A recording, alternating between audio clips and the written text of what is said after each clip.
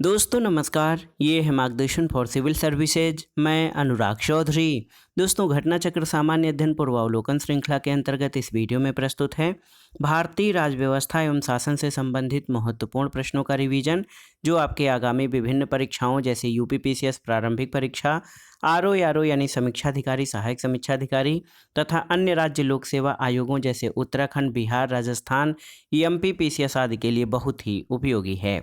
इस वीडियो में हम भारतीय संविधान, अंतर्राष्ट्रीय संबंध आदि से संबंधित विविध प्रश्नों को कंटिन्यू करेंगे। तो आइए शुरू करते हैं आज का वीडियो। राज्य व्यवस्था से संबंधित विविध प्रश्न। पहला प्रश्न है दोस्तों, संयुक्त राष्ट्र संघ कब आरंभ हुआ था या संयुक्त राष्ट्र संघ की स्थापना कब हुई थी, आपको बताना है। ऑप्शन है 1944, 1945, 1946 या 1947। तो सही उत्तर है दोस्तों, संयुक्त राष्ट्र संघ की स्थापना 1945 में हुई थी। ऑप्शन बी आपका सही उत्तर है। देखिए, सैन फ्रांसिस्को अमेरिका में अप्रैल से जून 1945 तक चले सम्मेलन में संयुक्त राष्ट्र संघ के चार्टर को अंतिम रूप दिया गया और 26 जून 1945 को 50 राष्ट्रों ने इस पर हस्ताक्षर किए थे। पोलैंड इस सम्मेलन में उपस्थित नहीं हुआ था। बाद में 51वें सदस्य के रूप में उसने इस पर हस्ताक्षर किए और संयुक्त राष्ट्र संघ का चार्टर 24 अक्टूबर 1945 से प्रभावी हुआ था। इस कारण 24 अक्टूबर को संयुक्त राष्ट्र संघ दिवस मनाया जाता है। अगला प्रश्न है दोस्तों, संयुक्त राष्ट्र संघ दिवस कब मनाया जाता है? तो प्रतिवर्ष 24 अक्टूबर को। इसके स्थापना दिवस के उपलक्ष्य में 24 अक्टूबर को संयुक्त राष्ट्र संघ दिवस मनाया जाता है। अगला प्रश्न है, संयुक्त राष्ट्र सुरक्षा परिषद में अस्थायी सदस्यों की संख्या कितनी है? तो आप जानते हैं संयुक्त राष्ट्र सुरक्षा परिषद में कुल 5 अस्थायी सदस्य हैं। वैसे तो कुल सदस्यों की संख्या संयुक्त राष्ट्र सुरक्षा परिषद में 15 होती है, जिनमें 5 अस्थायी सदस्य अमेरिका, यूनाइटेड किंगडम, रूस, फ्रांस और चीन हैं। 10 जो हैं अस्थायी सदस्य होते हैं। ये 2 वर्ष के कार्यकाल के लिए संयुक्त राष्ट्र महासभा द्वारा चुने जाते हैं। अगला प्रश्न है, निम्नलिखित में से कौन संयुक्त राष्ट्र की सुरक्षा परिषद का अस्थायी सदस्य नहीं है? तो देखिए, जर्मनी, फ्रांस, ग्रेट ब्रिटेन और चीन। तो जर्मनी जो है संयुक्त राष्ट्र संघ का जो है सुरक्षा परिषद का अस्थायी सदस्य नहीं है। अगला प्रश्न है, किस देश को वर्ष 2021-22 के लिए संयुक्त राष्ट्र सुरक्षा परिषद के अस्थायी सदस्य के रूप में जून 2020 में नहीं चुना गया है? तो सही उत्तर था कनाडा। दोस्तों, आप जान लीजिए 17 जून 2020 को संयुक्त राष्ट्र सुरक्षा परिषद में 21-22 की अवधि के लिए अस्थायी सदस्य के रूप में भारत के अतिरिक्त आयरलैंड, केन्या, मैक्सिको और नॉर्वे को चुना गया था। और वर्तमान में आप देख लीजिए, इक्वेडोर, जापान, माल्टा, मोजाम्बिक और स्विट्जरलैंड ये 2023-24 के लिए अस्थायी सदस्य के रूप में चुने गए हैं। अगला प्रश्न है, संयुक्त राष्ट्र संघ के चार्टर के अनुसार सुरक्षा परिषद में निषेधाधिकार का प्रयोग करने की शक्ति के विषय में कौन सा कथन सही नहीं है? पहला है, सभी प्रक्रियेतर मामलों में सुरक्षा परिषद के निर्णय 9 सदस्यों के सकारात्मक मत से लिए जाने आवश्यक हैं और उन 9 में से परिषद के अस्थायी सदस्यों के सहमति मत होने भी आवश्यक हैं। बिल्कुल सही है। सुरक्षा परिषद का प्रत्येक अस्थायी सदस्य निषेधाधिकार का प्रयोग करके किसी निर्णय की स्वीकृति रोक सकता है। बिल्कुल सही है।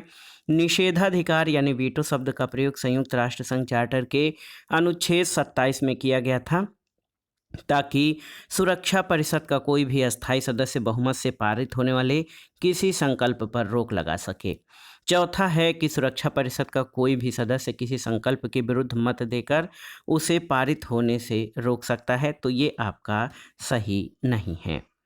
अगला प्रश्न है दोस्तों, संयुक्त राष्ट्र संघ के प्रजातंत्रीकरण की मांग का संबंध मुख्यतया किससे है? तो उत्तर है आपका सुरक्षा परिषद से। आप जानते हैं संयुक्त राष्ट्र संघ के प्रजातंत्रीकरण की मांग का संबंध सिक्योरिटी काउंसिल या सुरक्षा परिषद से है।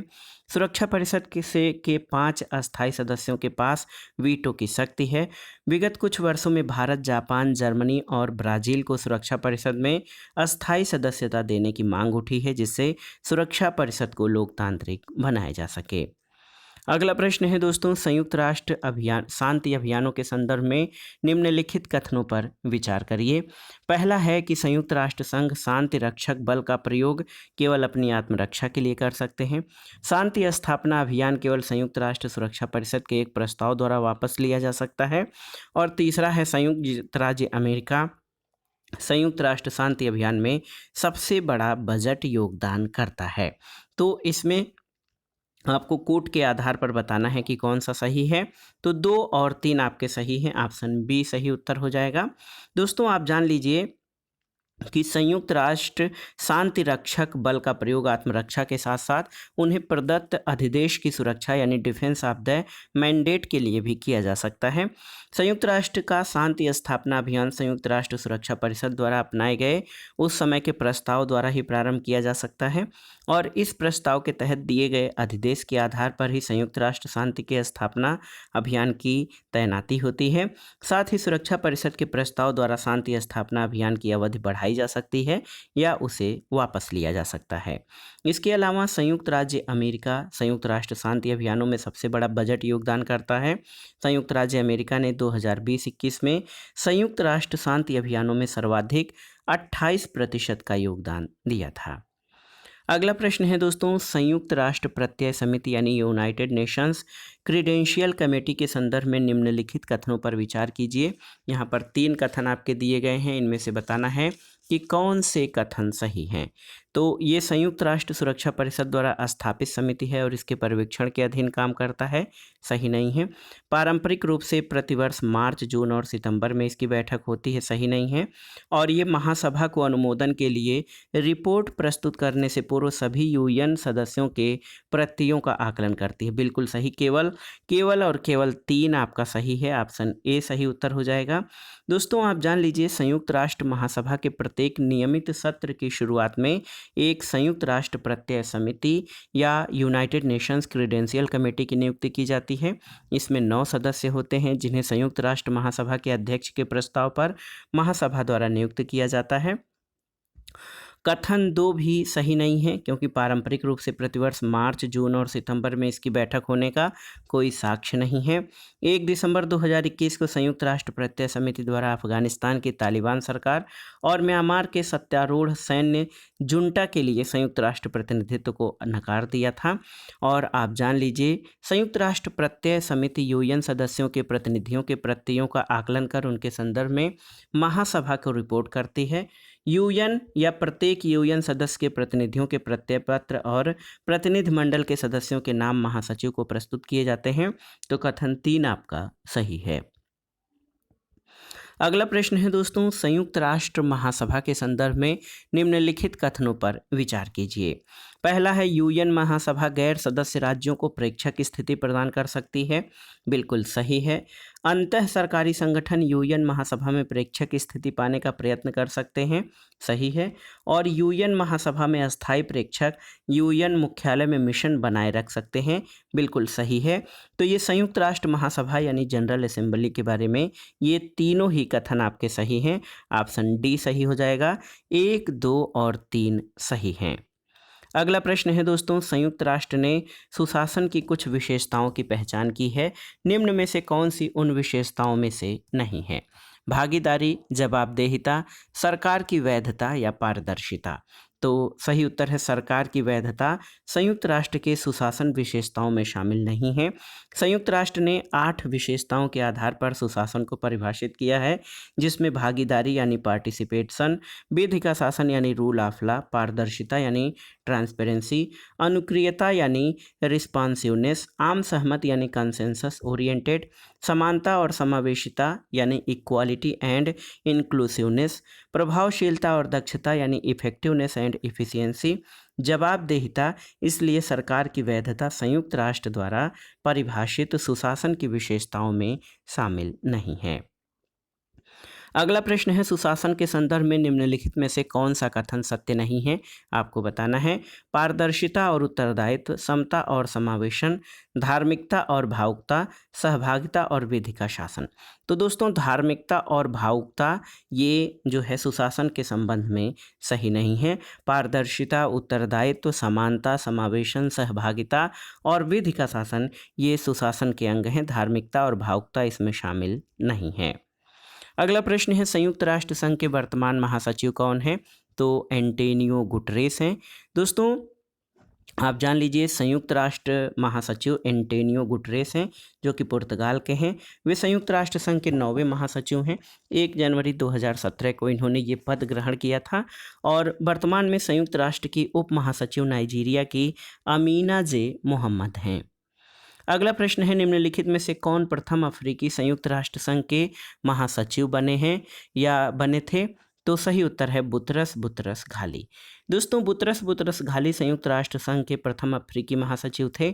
इन्होंने संयुक्त राष्ट्र संघ के 6वें महासचिव के रूप में 1 जनवरी 1992 से 31 दिसंबर 1996 तक कार्य किया था। अगला प्रश्न है, किस संयुक्त राष्ट्र महासचिव का कार्यकाल सबसे अधिक रहा है? ऑप्शन देखिए, त्रिगवेली, कुर्ट वेल्हेडिम, जेवियर पेरेज डी कुइलार और यू थांट। तो सही उत्तर है यू थांट। संयुक्त राष्ट्र महासचिव के रूप में यू थांट का कार्यकाल सर्वाधिक रहा है, 1961 से 1971 तक। अगला प्रश्न है, सैयद अकबरुद्दीन से पहले संयुक्त राष्ट्र में भारत का अस्थायी प्रतिनिधि कौन था? तो उत्तर है अशोक कुमार मुखर्जी।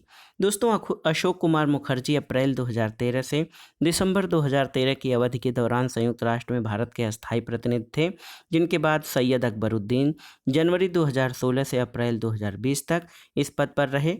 वर्तमान में जो है भारत की अस्थायी प्रतिनिधि रुचिरा कंबोज अगस्त 2022 से हैं। अगला प्रश्न है दोस्तों, संसार की मुख्य भाषाएं कौन सी हैं, आपको बताना है। चीनी, अंग्रेजी, हिंदी और स्पेनिश। तो इसमें से कौन सी एक भाषा संयुक्त राष्ट्र संघ की आधिकारिक भाषा नहीं है, आपको बताना है। तो बहुत ही महत्वपूर्ण प्रश्न है, आप देख सकते हैं दोस्तों। तो कौन सी भाषा? हिंदी। तो यहाँ पर आप देख सकते हैं हिंदी जो है दोस्तों ये विश्व की महत्वपूर्ण भाषाओं में से हिंदी संयुक्त राष्ट्र की आधिकारिक भाषा नहीं है। संयुक्त राष्ट्र के गठन के समय चीनी, फ्रेंच, अंग्रेजी, स्पेनिश, रूसी आधिकारिक भाषाएं थीं, जिनमें केवल अंग्रेजी और फ्रेंच ही कार्यकारी भाषाएं थीं, लेकिन वर्तमान में अरबी, चीनी, रूसी, स्पेनिश, अंग्रेजी और फ्रेंच आधिकारिक और कार्यकारी भाषाएं हैं। अगला प्रश्न है दोस्तों, संयुक्त राष्ट्र संघ की आधिकारिक भाषाएं कौन सी हैं? तो संयुक्त राष्ट्र संघ की आधिकारिक भाषाओं में अंग्रेजी, फ्रेंच, चीनी, रूसी, अरबी और स्पेनिश हैं। अगला प्रश्न है, निम्नलिखित कथनों पर विचार कीजिए। 2 कथन हैं। यूनिसेफ द्वारा 21 फरवरी को अंतर्राष्ट्रीय मातृभाषा दिवस घोषित किया गया था, तो ये सही नहीं है। और पाकिस्तान की संविधान सभा में ये मांग रखी गई कि राष्ट्रभाषाओं में बांग्ला को भी शामिल किया जाए, तो सही है। केवल 2 आपका सही हो जाएगा, ऑप्शन बी सही उत्तर है। दोस्तों आप जान लीजिए कि पूर्वी पाकिस्तान वर्तमान बांग्लादेश में बांग्ला भाषियों पर जबरन उर्दू थोपे जाने के विरोध में हुए आंदोलन, जिसके दमन के लिए 21 फरवरी 1952 को पुलिस द्वारा की गई गोलीबारी में अनेक आंदोलनकारी मारे गए थे। और बांग्ला भाषी लोगों के भाषिक और सांस्कृतिक संघर्ष की स्मृति में यूनेस्को द्वारा सबसे पहले 1999 में 21 फरवरी को दोस्तों प्रतिवर्ष अंतर्राष्ट्रीय मातृभाषा दिवस के रूप में मनाए जाने की घोषणा की गई थी। तो यूनिसेफ द्वारा नहीं बल्कि यूनेस्को के द्वारा। दोस्तों पाकिस्तान की प्रथम संविधान सभा में 1948 में पूर्वी पाकिस्तान कांग्रेस दल के प्रतिनिधि धीरेन्द्र नाथ दत्ता द्वारा ये मांग रखी गई कि राष्ट्रभाषाओं में बांग्ला को भी शामिल किया जाए, तो कथन 2 आपका सही है। अगला प्रश्न दोस्तों बहुत ही महत्वपूर्ण है, आप देख लीजिए कि संयुक्त राष्ट्र महासभा ने बहुभाषावाद पर एक भारत प्रायोजित प्रस्ताव अपनाया है, जिसमें पहली बार किस भाषा का उल्लेख किया गया है? तो उर्दू, संस्कृत, बंगाली, हिंदी, उपर्युक्त में से कोई नहीं या एक से अधिक? तो सही उत्तर है उपर्युक्त में से एक से अधिक। दोस्तों आप जान लीजिए कि जून 2022 में ये रिसेंट क्वेश्चन है, जून 2022 में संयुक्त राष्ट्र महासभा द्वारा बहुभाषावाद पर भारत प्रायोजित प्रस्ताव को अंगीकृत किया गया था, जिसमें पहली बार प्रश्नगत भाषाओं में हिंदी, उर्दू और बंगाली भाषाओं का उल्लेख किया गया था। अगला प्रश्न है, निम्नलिखित भाषाओं में कौन सी विश्व में लोगों की सर्वाधिक संख्या द्वारा बोली जाती है? बंगाली, फ्रेंच, जापानी और पुर्तगाली। तो इसमें सही उत्तर क्या हो जाएगा? सही उत्तर फ्रेंच हो जाएगा। दोस्तों, विश्व में अगर जो सर्वाधिक लोगों द्वारा बोली जाने वाली 10 भाषाओं को देखें तो अंग्रेजी प्रथम पर, मंदारिन या चीनी दूसरे पर, हिंदी तीसरे, स्पेनिश चौथे, फ्रेंच पाँचवें, मानक अरबी छठें, बंगाली सातवें, रूसी आठवें और पुर्तगाली नौवें तथा उर्दू 10वें स्थान पर है। तो जो विकल्प हैं उनमें फ्रेंच जो है वो सर्वाधिक लोगों द्वारा बोली जाने वाली भाषा है। संयुक्त राष्ट्र संघ में हिंदी में भाषण देने वाले पहले व्यक्ति कौन थे? तो सही उत्तर है अटल बिहारी वाजपेयी।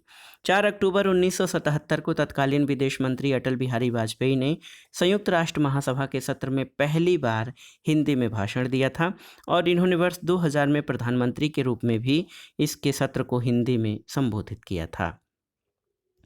अगला प्रश्न है, निम्न देशों में कौन एक देश संयुक्त राष्ट्र संघ का सदस्य नहीं है? देखिए, इसमें है लीबिया, इराक, स्विट्जरलैंड और नामीबिया। तो यहाँ पर आप देख सकते हैं दोस्तों, 1996 में जब ये प्रश्न पूछा गया था तो स्विट्जरलैंड जो है इसका सदस्य नहीं था। स्विट्जरलैंड नहीं सदस्य था। 10 दिसंबर 2002 को ये 190वें सदस्य के रूप में संयुक्त राष्ट्र में शामिल हुआ। लीबिया 1955 से, इराक 1945 से, नामीबिया 1990 से पहले ही संयुक्त राष्ट्र के सदस्य हैं। वर्तमान में संयुक्त राष्ट्र के सदस्य देशों की संख्या 193 है।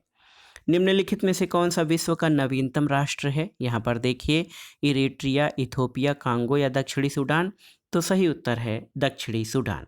9 जुलाई 2011 को विश्व के नवीनतम देश के रूप में दक्षिणी सूडान का जन्म हुआ और इसे 14 जुलाई 2011 को संयुक्त राष्ट्र संघ में 193वें सदस्य के रूप में शामिल किया गया था और दक्षिणी सूडान की राजधानी जुबा है। अगला प्रश्न है दोस्तों, अंतर्राष्ट्रीय न्यायालय का मुख्यालय कहाँ पर है? हेग, देखिए हेग, न्यूयॉर्क, जेनेवा या पेरिस। तो द हेग में दोस्तों नीदरलैंड जो कि हॉलैंड के हेग में स्थापित है इंटरनेशनल कोर्ट ऑफ जस्टिस का मुख्यालय। अगला प्रश्न है, आर.एस. पाठक से पूर्व अंतर्राष्ट्रीय न्यायालय में निर्वाचित 2 अन्य भारतीय न्यायमूर्ति कौन रहे हैं?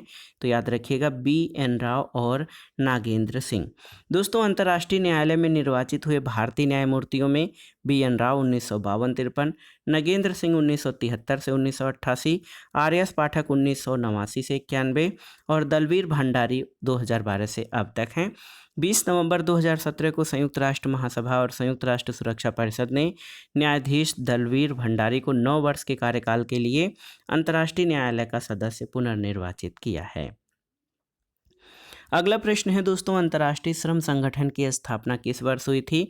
तो ये बहुत पुराना संगठन है। 1919 में इंटरनेशनल लेबर ऑर्गेनाइजेशन की स्थापना हुई थी और इसकी स्थापना 1919 में लीग ऑफ नेशंस के तहत हुई थी। ये संयुक्त राष्ट्र संघ की सबसे पुरानी विशेषीकृत एजेंसी है जिसका कार्य अंतर्राष्ट्रीय श्रम मानदंडों की स्थापना के माध्यम से विश्व में सामाजिक और आर्थिक न्याय को आगे बढ़ाना है। और ILO यानी इंटरनेशनल लेबर ऑर्गेनाइजेशन का मुख्यालय जेनेवा, स्विट्जरलैंड में है। अगला प्रश्न है, निम्नलिखित कथनों पर विचार कीजिए। यहाँ पर 4 कथन आपके दिए गए हैं, देख सकते हैं आप। तो इसमें आपको बताना है कि कौन से कथन सही हैं। देखिए, भ्रष्टाचार के विरुद्ध संयुक्त राष्ट्र कन्वेंशन यानी United Nations convention against corruption का भूमि, समुद्र और वायुमार्ग से प्रवासियों की तस्करी के विरुद्ध एक प्रोटोकॉल होता है। सही नहीं है।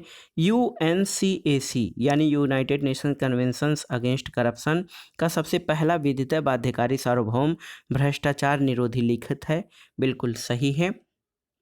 और राष्ट्रपार संगठित अपराध के विरुद्ध संयुक्त राष्ट्र कन्वेंशन यानी United Nations convention against transnational organization crime की विशिष्टता एक ऐसे विशिष्ट अध्याय का समावेशन है जिसका लक्ष्य उन संपत्तियों को उनके वैध स्वामियों को लौटाना है जिनसे वे अवैध तरीके से ली गई हैं। सही नहीं है। और चौथा है मादक द्रव्य और अपराध विषयक संयुक्त राष्ट्र कार्यालय यानी United Nations office on drugs and crime संयुक्त राष्ट्र के सदस्यों द्वारा UNCAC और UNTOC दोनों के कार्यान्वयन के सहयोग के लिए अधिदेशित है। तो 2 और 4 आपके सही हैं। विकल्प देख लेते हैं, केवल 2 और 4, ऑप्शन C सही उत्तर है। अगला प्रश्न है विधि का नियम सूचकांक यानी रूल ऑफ लॉ इंडेक्स को किसके द्वारा जारी किया जाता है? ऑप्शन है एमनेस्टी इंटरनेशनल, अंतर्राष्ट्रीय न्यायालय, संयुक्त राष्ट्र मानवाधिकार आयुक्त कार्यालय या विश्व न्याय परियोजना। तो सही उत्तर है विश्व न्याय परियोजना। दोस्तों आप जान लीजिए कि विधि का नियम या रूल ऑफ लॉ इंडेक्स जो है विश्व न्याय परियोजना यानी वर्ल्ड जस्टिस प्रोजेक्ट द्वारा जारी किया जाता है। वर्ष 2022 में जारी इस सूचकांक के नवीनतम संस्करण में विश्व के 140 देशों और अधिकारिता देशों में विशेषज्ञ सर्वेक्षणों के आधार पर कानून पालन के नियमों की स्थिति का मापन किया गया। 2022 में इस सूचकांक में भारत 77वें स्थान पर है। विश्व न्याय परियोजना एक अमेरिकी स्वतंत्र बहुआयामी संगठन है जो विश्व भर में विधि के नियम को उन्नत करने के मिशन पर कार्यरत है। इसकी स्थापना वर्ष 2006 में विलियम एच न्यूकोम के द्वारा की गई थी। अगला प्रश्न है किसका संबंध संयुक्त राष्ट्र से नहीं है? देखिए सामान्य सभा, एमनेस्टी इंटरनेशनल, अंतर्राष्ट्रीय न्यायालय और ट्रस्टीशिप काउंसिल। तो एमनेस्टी इंटरनेशनल का संबंध संयुक्त राष्ट्र से नहीं है। आप जानते हैं संयुक्त राष्ट्र की स्थापना 24 अक्टूबर 1945 को हुई। इसका मुख्यालय न्यूयॉर्क में है और संयुक्त राष्ट्र चार्टर के अनुसार इसके कुल 6 अंग हैं: महासभा, सुरक्षा परिषद, आर्थिक और सामाजिक परिषद, ट्रस्टीशिप परिषद, अंतर्राष्ट्रीय न्यायालय और सचिवालय। एमनेस्टी इंटरनेशनल विश्व के प्रमुख गैर सरकारी संगठनों में से एक है जिसका मुख्यालय लंदन में स्थित है। अगला प्रश्न है दोस्तों एमनेस्टी इंटरनेशनल क्या है आपको बताना है। बहुत ही महत्वपूर्ण प्रश्न है। तो सही उत्तर है एमनेस्टी इंटरनेशनल विश्वव्यापी मानव अधिकार आंदोलन है। दोस्तों आप जान लीजिए एमनेस्टी इंटरनेशनल एक विश्वव्यापी मानव अधिकार आंदोलनकर्ता गैर सरकारी संगठन है। इसकी स्थापना वर्ष 1961 में लंदन के एक बैरिस्टर पीटर बेनेसन ने की थी और 1961 में पीटर बेनेसन ने विश्व में हो रही अनैतिक गिरफ्तारी के विरोध में द फॉरगॉटन प्रिजनर्स नामक एक लेख लिखा और एमनेस्टी इंटरनेशनल उन्हीं के विचारों का एक मूर्त रूप है। इसका मुख्यालय लंदन में है। अगला प्रश्न है दोस्तों एमनेस्टी इंटरनेशनल एक संगठन है जो जुड़ा हुआ है किससे? तो ये मानव अधिकारों के संरक्षण से जुड़ा हुआ है। अगला है doctors without borders medicine science frontiers जो प्राय समाचारों में आया है वो क्या है? तो सही उत्तर है एक गैर सरकारी अंतर्राष्ट्रीय संगठन। दोस्तों डॉक्टर्स विदाउट बॉर्डर्स ये एक मानवतावादी चिकित्सकीय गैर सरकारी अंतर्राष्ट्रीय संगठन है। इसकी स्थापना दिसंबर 1971 में फ्रांस में की गई। इसका मुख्यालय जेनेवा स्विट्जरलैंड में है और इस संस्था का उद्देश्य जाति, धर्म, पंथ या राजनीतिक प्रतिबद्धता के बिना प्राकृतिक या मानव निर्मित आपदाओं और सशस्त्र संघर्ष के पीड़ितों की सहायता करना है और इस संस्था को वर्ष 1999 में शांति का नोबेल पुरस्कार दिया गया था। अगला प्रश्न है विश्व के कितने देशों में अनिवार्य मतदान की व्यवस्था लागू है? आपको बताना है 32, 25, 24 या 22। तो आप जान लीजिए मार्च 2015 में प्रस्तुत विधि आयोग की 255वीं रिपोर्ट के अनुसार लगभग 28 देशों में, याद रखिएगा 28 देशों में अनिवार्य मतदान की व्यवस्था लागू है। Argentina, Australia, Belgium, Bolivia, Brazil, Congo, Costa Rica, Dominican Republic, Ecuador, मिस्र और ग्रीस। तो यहाँ पर लगभग 28 देशों में अनिवार्य मतदान की व्यवस्था लागू है।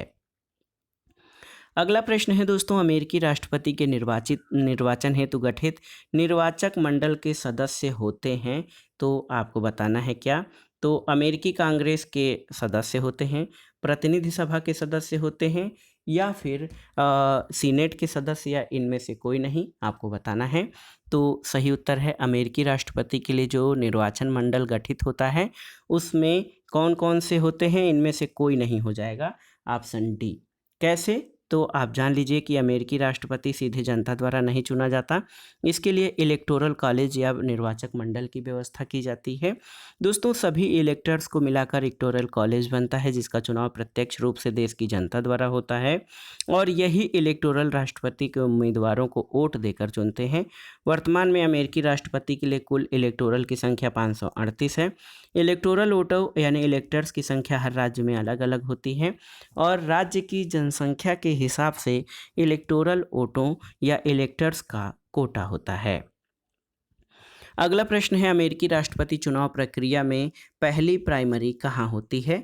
तो न्यूयॉर्क, न्यू हैम्पशायर, मैसाchusetts या कैलिफोर्निया? तो सही उत्तर है न्यू हैम्पशायर में। दोस्तों, अमेरिकी राष्ट्रपति चुनाव की प्रक्रिया में पहली प्राइमरी न्यू हैम्पशायर और पहला काकस प्रसम्मिलन आयोवा राज्य से होता है, जिसके लिए चुनाव राष्ट्रपति चुनाव से लगभग 1 वर्ष पूर्व ही हो जाते हैं। पारंपरिक रूप से यहीं से अमेरिकी राष्ट्रपति की चुनाव प्रक्रिया का प्रारंभ होता है। प्राइमरी चुनाव राज्य तथा स्थानीय सरकारों द्वारा चलाए जाते हैं, जबकि काकस निजी कार्यक्रम है जो सीधे राजनीतिक दलों द्वारा स्वयं चलाए जाते हैं। अगला प्रश्न है, लिखित संविधान की अवधारणा सबसे पहले कहाँ से शुरू हुई थी? तो उत्तर है संयुक्त राज्य अमेरिका से। दोस्तों, लिखित संविधान की अवधारणा सबसे पहले संयुक्त राज्य अमेरिका से हुई और 1789 से प्रभावी अमेरिका का संविधान विश्व का प्रथम लिखित संविधान है। अगला प्रश्न है, लैरी प्रेसलर निम्न में से किससे संबंधित है? तो क्लिंटन द्वारा प्रस्तावित पाकिस्तान को सैनिक सहायता की आलोचना। दोस्तों, आप जान लीजिए, लैरी प्रेसलर अमेरिका के प्रमुख सीनेटर संसद सदस्य थे, जिन्होंने अमेरिका द्वारा दी जाने वाली सहायता को परमाणु अप्रसार से जोड़ने के लिए प्रेसलर संशोधन प्रस्तुत किया था। उन्होंने तत्कालीन अमेरिकी राष्ट्रपति बिल क्लिंटन द्वारा पाकिस्तान को प्रस्तावित सैन्य सहायता की आलोचना इस आधार पर की कि पाकिस्तान परमाणु विकास और प्रसार में संलग्न है। अगला प्रश्न है, सुमेलन करना है प्रेसलर संशोधन, तो ये किससे संबंधित है? दोस्तों, प्रेसलर संशोधन अमेरिकी सहायता को आणविक क्षमता विकास के साथ जोड़ना, चकमा शरणार्थी का संबंध बांग्लादेश से है, पेरोस्त्रोइका जो है गोरबाचोव से संबंधित है, और 13 सितंबर 1993 को आप जान लीजिए कि इजराइल और पीएलओ समझौता हुआ था। तो 4-1-2-3 ऑप्शन बी आपका सही उत्तर है। अगला प्रश्न है दोस्तों, एशिया की धुरी या विदेश नीति की रणनीति है किसकी? तो भारत, जापान, चीन या यूएसए? तो सही उत्तर है दोस्तों एशिया की धुरी, ये संयुक्त राज्य अमेरिका की विदेश नीति की रणनीति है। दोस्तों, अमेरिका की पारंपरिक विदेश नीति यूरोप और मध्य एशिया पर केंद्रित रही है, लेकिन सोवियत संघ के पतन, वैश्वीकरण के प्रभाव, पहुंच और दायरे में वृद्धि, चीन समेत एशियाई देशों के आर्थिक उत्थान ने वैश्विक संतुलन में धीरे धीरे बदलाव लाना शुरू किया है। परिणामस्वरूप वैश्विक स्तर पर अपनी वर्चस्वशाली स्थिति को सुरक्षित रखने तथा अमेरिकी हितों को पुनर्समायोजित करने के लिए अमेरिकी विदेश नीति में एशिया की भूमिका महत्वपूर्ण होती जा रही है। इस बात की स्पष्ट अभिव्यक्ति अमेरिका के तत्कालीन ओबामा प्रशासन को पिवोट ऑफ एशिया यानी एशिया को धुरी बनाने की नीति में दिखाई देती है, और ये नीति एशिया महाद्वीप के पश्चिमी किनारे से लेकर भारतीय उपमहाद्वीप तक प्रशांत और हिंद 2 महासागरों के दायरे में विस्तृत एशिया प्रशांत क्षेत्र पर केंद्रित है। तो एशिया की धुरी विदेश नीति संयुक्त राज्य अमेरिका की रणनीति है। तो दोस्तों, ये था आज का वीडियो। घटना चक्र सामान्य अध्ययन पूर्वावलोकन श्रृंखला के अंतर्गत भारतीय संविधान और राज्य व्यवस्था के विविध प्रश्नों में आपने संयुक्त राष्ट्र संघ और अन्य अंतर्राष्ट्रीय संबंधों से संबंधित महत्वपूर्ण प्रश्नों को कवर किया। ये प्रश्न न केवल दोस्तों यूपीपीसीएस या अन्य राज्यों के लोक सेवा आयोगों के अलावा टीजीटी, पीजीटी, जीआईसी प्रवक्ता, government degree college, UGC, net आदि परीक्षाओं के लिए जो राजनीति विज्ञान विषय से आयोजित होती हैं, उनके लिए ये वीडियो बहुत ही महत्वपूर्ण है। आप इसका प्रयोग शिक्षक भर्ती परीक्षाओं के लिए भी कर सकते हैं। तो वीडियो आपको कैसा लगा हमें कमेंट बॉक्स में ज़रूर बताइएगा। वीडियो को लाइक करें, शेयर करें और इस चैनल मार्गदर्शन फॉर सिविल सर्विसेज को सब्सक्राइब करें। वीडियो देखने के लिए धन्यवाद दोस्तों। नमस्कार।